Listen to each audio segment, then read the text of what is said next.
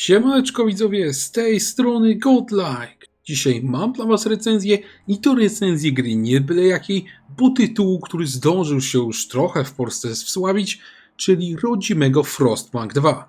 Przy okazji za udostępnienie tego właśnie tytułu chciałbym podziękować firmie 11-bit oraz jej pracownikom. Pytanie, czym jest Frostpunk 2 i czy warto w niego zagrać? Sprawdźmy.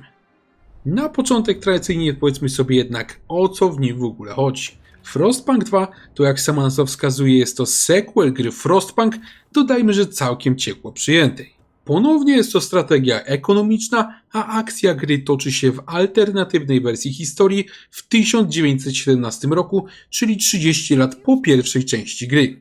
Jedno się tutaj jednak nie zmieniło, a jest to mróz. W świecie Frostpunka doszło do katastrofy klimatycznej, która znacznie obniżyła temperaturę na całym świecie i spowiła cały świat śniegiem. Średnia temperatura na Ziemi we Frostpunku wynosi teraz minus 40 stopni, a w ekstremalnych przypadkach może się czasem obniżyć nawet do minus 120 stopni, czyli jest naprawdę cholernie zimno. My wcielamy się w tak zwanego stewarda, czyli zarządcę miasta, a naszym zadaniem jest dopilnowanie, by nasi obywatele przeżyli, a miasto prosperowało. Oczywiście na tyle, na ile to możliwe przy tak groźnej i nieprzewidywalnej pogodzie. W przeciwieństwie do pierwszej części gry, my już nie jesteśmy w tej części władcami absolutnymi. Spore znaczenie w tym tytule ma polityka, o której też sobie powiemy. Podzielmy więc tą recenzję na kilka części, a będą to budowa miasta oraz mapa świata, polityka i rada miasta. A na koniec powiemy sobie o fabule i trybach. I zacznijmy od tego pierwszego elementu. Sercem każdej strategii ekonomicznej jest oczywiście zarządzanie naszymi włościami, no i w tym przypadku nie jest też inaczej. Zaskoczeniem może być dla niektórych jednak fakt, że zmieniła się skala tego zarządzania. Jeżeli graliście w pierwszego Frostpunka, no to pewnie pamiętacie, że tam się liczył w zasadzie każdy człowiek, każda jednostka metalu, każdy gościu.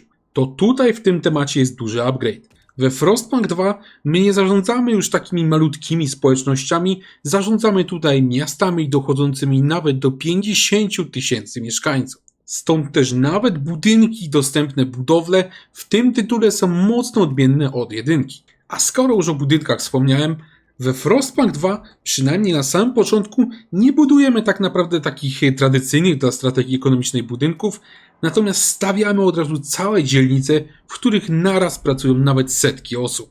Tych dzielnic jest 5 rodzajów, na przykład dzielnica wydobywcza, która jak sama nazwa wskazuje służy do wydobywania surowców, czy też dzielnica mieszkalna, gdzie nasi obywatele mogą sobie spokojnie spać. Co ciekawe, te same dzielnice zajmują najczęściej od 6 do 10 pól, nie da się zrobić mniej i żeby w ogóle zlecić budowę, musimy na nie mieć sporo miejsca.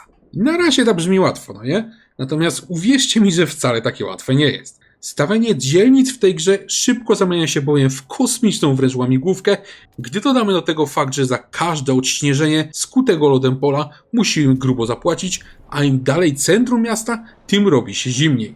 Do tego poszczególne rodzaje dzielnic można łączyć, na przykład dzielnicę przemysłową z wydobywczą, by w ten sposób one ogrzewały się nawzajem i będziemy mogli oszczędzać bardzo cenne w grze ciepło. Na deser mamy też takie specjalne miejsca na mapie zapewniające bonusy, jak na przykład źródła geotermalne, no i szybko robi się z tego prawdziwy galimatias.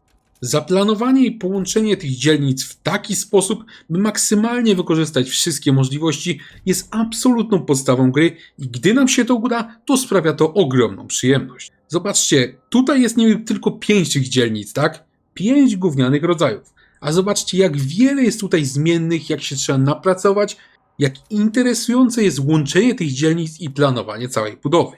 Dzięki właśnie takiemu prostemu zabiegowi, że zamiast tradycyjnych budynków my stawiamy teraz duże dzielnice, które na siebie oddziałują, no to rozgrywka wydaje się totalnie inna niż w innych strategiach ekonomicznych. A to nie koniec innowacji.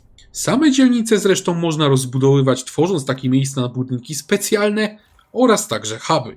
A te ostatnie mają za zadanie wzmocnić wszystkie znajdujące się naokoło dzielnice. Jeżeli graliście w jakieś strategie ekonomiczne, no to pewnie jak to słyszycie, to w waszych głowach już kiełkują takie wielkie projekty fabryk i hubów, a wszystko po to, by nasi obywatele mieli co jeść i gdzie spać. Ten system budowy jest niby bardzo prosty, tak jak mówiłem, jest 5 rodzajów dzielnic, jest troszeczkę takich odmiennych specjalnych budynków, natomiast jednocześnie ten system jest na tyle innowacyjny, jest na tyle odmienny, że nawet tak proste czynności jak właśnie budowa zapewniają tutaj mnóstwo zabawy. Do tego dochodzi jeszcze całkiem ciekawie wykonana mapa świata, do której przemierzania wykorzystamy specjalne jednostki. Na tej mapie znajdziemy nie tylko dodatkowe surowce, ale nawet całe osady i miejsca do założenia kolonii, a te ostatnie potrafią się okazać dla naszego przetrwania kluczowe. W końcu na przykład w kolonii możemy znaleźć jakieś egzotyczne surowce, których w naszym mieście nie ma i później możemy ustalić szlak transportowy, by je do naszego miasta wysyłać. Tutaj wszystko naprawdę działa ok. Takim ciekawym dodatkiem jest do tego fakt, że na samej mapie znajdziemy nawet kilka takich niby zadań pobocznych, natomiast niestety okazuje się, że to są takie zadania bardzo prymitywne. A szkoda. Myślę, że tutaj był potencjał właśnie w tych zadaniach pobocznych na mapie na dużo więcej, mogłoby to fajnie tą mapę urozmaicić. Bez nich ta mapa świata to jest tylko taka plansza do eksploracji i budowania, ona jest fajna, natomiast jest bez szału i tyle. Wróćmy jednak do samego miasta. Okazuje się, że budowa w tej grze nie jest jedyną interesującą rzeczą, jaką we Frostpunku 2 zrobimy. Mieszkałem przecież pośrodku zimnego zadupia. W toku gry szybko dowiemy się, że robi się jeszcze coraz zimniej. Naszym priorytetem w tej grze jest więc wydobycie węgla i zasilenie nim gigantycznego generatora ciepła w centrum kolonii, pozwalającego wszystkim żyć. Jeżeli ten generator się wyłączy, no to wszyscy zamarzną. Mądry przywódca więc zgromadzi tutaj duże zapasy paliwa, a jeszcze mądrzejszy postawi na technologię pozwalającą na efektywniejsze jego spalanie. W tym tytule znajdziemy drzewko technologii z prawdziwego zdarzenia, pozwalające nam badać i wdrażać coraz nowsze technologie. Od szpitali dla naszych ludzi po ekstremalnie efektywne szyby naftowe zapewniające nam ropę do zasilenia generatora, która jest przy okazji dużo bardziej efektywna od węgla. I to jest fajne, natomiast na razie to wygląda dość typowo, nie? Spójrzcie natomiast na jedną z technologii i szybko dowiemy się, że jest tutaj coś więcej. Otóż, drodzy widzowie, niemal każda technologia we Frostpunku 2 ma 2 lub nawet 3 osobne warianty. To nie jest tylko tak, że po prostu odhaczamy kolejne technologie z drzewka, tutaj musimy wybierać. Także badania we Frostpunku 2 to jest taka sztuka wyboru i to nie tylko technologii, ale i samych wariantów danej technologii. To wprowadza do gry jeszcze więcej możliwości i to jest kolejny spory plus dla tego tytułu. No dobra, fajnie, że te możliwości są, natomiast przy takim ogromie budynków, właśnie tych wariantów, tych technologii, przepisów nawet prawnych, no to spodziewałem się, że mogą się pojawić problemy z balansem. Spodziewałem się i wygląda na to, że niestety tym razem miałem rację. Otóż w grze mamy kilka takich bardzo różnych od siebie ścieżek do sukcesu i to jest fajne. Możemy na przykład stawiać na ekologiczne budynki, albo wręcz przeciwnie takie mocno smrodzące, ale bardziej efektywne. Niestety w przypadku wielu technologii czy budynków szybko okazuje się, że niektóre warianty są znacznie lepszym wyborem niż pozostałe. Ja wam powiem, że na samym początku gry my prowadzimy taki swoisty wyścig z czasem. Musimy bardzo uważać, żeby jak najszybciej nazbierać właśnie surowców, żeby nam nie zabrakło węgla do generatora. Natomiast dzięki wykorzystaniu właśnie tych lepszych części z drzewka technologii, to szybko okaże się, że już gdzieś tak w połowie gry będziemy na tyle mocni, że praktycznie nic nam nie podskoczy. Ja wam powiem, że grając na poziomie trudności oficer, już po jakichś 4 godzinach ja miałem 10 000 ludzi zdolnych do pracy, wolnych, nie mówiąc o tych już pracujących, magazyny zapełnione po brzegi żywnością i paliwem. Nawet na Steamie dostałem osiągnięcie o nazwie Raj na ziemi, także było grubo. Z ciekawości drugim razem jak grałem w kampanię, poszedłem właśnie totalnie inną drogą technologiczną i przyznam, że tutaj było znacznie trudniej, a nawet brakowało mi rąk do pracy. Także różnice tutaj potrafią być diametralnie, są problemy z balansem w tej grze i niewątpliwie jest to pięta achillesowa Frostpunka 2. Niektórzy z was mogli pewnie powiedzieć, no dobra Godlike, ale skoro są takie technologie przegięte, tak, i są takie gówniane, no to może tak jest specjalnie, tak? Może gracz właśnie sam powinien skalkulować i wybierać co lepsze. No generalnie tak by było, gdyby nie jeden ciekawy element gry, a mianowicie polityka. Może pamiętacie, że na początku recenzji ja wspomniałem, że we Frostpunku 2 nie jesteśmy władcami absolutnymi. I to stwierdzenie idealnie podsumowuje cały tytuł. Nasza społeczność nie tylko jest oparta na demokracji, ale nawet jest tutaj sporo frakcji politycznych, które będą albo nas wspierać, albo uprzykrzać nam życie. Niby w paru grach już takie coś jest, tak? Na przykład w Stellarisie też takie coś było, też były tam jakieś partie polityczne w Sejmie i tak dalej, natomiast tam nie miało to aż takiego wpływu na rozgrywkę. We Frostpunku 2 jest wręcz przeciwnie. Niemal każda nasza akcja w grze ma całkiem spory wpływ na to, co dzieje się w parlamencie oraz kto nas będzie lubił. Od budowy dzielnic po wprowadzanie praw, a nawet samo drzewko technologii. Pamiętacie te warianty technologii, o których ja przed chwilą mówiłem, że jest dużo różnych wariantów? No to poszczególne warianty mogą być właśnie faworyzowane przez frakcje w naszym parlamencie. Wybierzemy jedną, no to wkurzymy frakcję przeciwną. Wybierzcie tą, to znowu wkurzą się inni. Ja początkowo miałem wrażenie, że taki system właśnie wprowadzi do gry totalny chaos. No bo jak zarządzać miastem, jak badać technologię, skoro cokolwiek się zrobi, to zawsze się ktoś wkurwi, nie? Okazuje się, że na szczęście nie. Wiecie dlaczego? Bo deweloperzy tutaj bardzo solidnie przyłożyli się do dostępnych opcji i okazuje się, że często jak chcemy coś zrobić, jakaś frakcja się na to nie zgadza, to zawsze możemy sypnąć im kasą, żeby ich po prostu ułaskawić, czy przyznać im prawo do zaproponowania kolejnej ustawy w parlamencie. Gdy to za mało, to zawsze możemy spróbować już negocjować w samym Sejmie. Możemy tutaj na przykład zgodzić się na przepchanie jakiejś innej ustawy ważnej dla danej frakcji i w ten sposób zyskamy głosy, żeby przepchać naszą ustawę. Zresztą w samym Sejmie wyświetla się taki specjalny pasek informujący nas, na ile głosów za przy danej ustawie możemy liczyć. Szybko się więc okaże, że do naszych obowiązków dojdzie także dogadywanie się z różnorakimi frakcjami i robienie różnych deali. Jeżeli zjednamy sobie pomoc jednej, no to możemy otrzymać całkiem duże bonusy. Jeżeli mocno wkurzymy drugich, to mogą zacząć się nawet protesty, a całe miasto zamieni się w strefę walk. Zachowanie tutaj więc balansu jest naprawdę kluczowe, a wypracowywanie kompromisów i kombinowanie, jakby tu zjednać do siebie te wszystkie frakcje, to jest całkiem dobry, niespodziewany element tej gry. Ja wam powiem zupełnie szczerze, że oczekiwałem, że ten system frakcji to będzie tylko jakiś taki dodatek, nie? Że to nie będzie miało większego znaczenia, natomiast okazuje się, że ten system właśnie polityki stanowi podstawę naszych działań, jest solidnie rozbudowany oraz co najważniejsze, dobrze zaprojektowany. Także brawo panowie deweloperzy, dzięki właśnie takim rozwiązaniom nawet do strategii ekonomicznej udało się wpleść coś nowego i coś bardzo ciekawego. O to chodzi. Szkoda, że przez te problemy z balansem niektóre z tych frakcji są faworyzowane, natomiast i tak ciężko jest nie docenić tego interesującego systemu, który można przecież jeszcze poprawić w patchach. Przejdźmy teraz do fabuły. Gra obecnie oferuje nam dwa tryby gry. Jest to tryb fabularny i obecnie jest w nim tylko jeden scenariusz oraz jest to też tryb Utopia Builder. Ten drugi to jest w zasadzie taka gra swobodna z paroma losowymi elementami.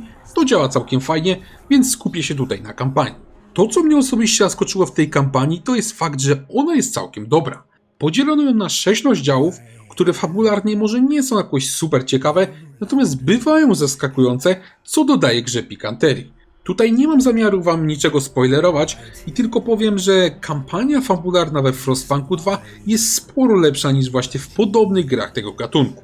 Poza tym sama kampania jest też takim swoistym tutorialem, pozwalającym nam zapoznać się z mechanikami gry, później żebyśmy mogli samodzielnie sobie zagrać już w grze swobodnej. W tym wszystkim tak naprawdę uwiera mnie tylko to, że na razie mamy dostępny tylko jeden scenariusz, bo po tej solidnej historii naprawdę miałem ochotę na zagranie w jakieś inne scenariusze, natomiast ten fakt też rekompensuje to, że ten jeden scenariusz jest naprawdę solidny, także bawić się można w nim całkiem dobrze, a dalej zawsze możemy sobie pograć w trybie swobodnej gry.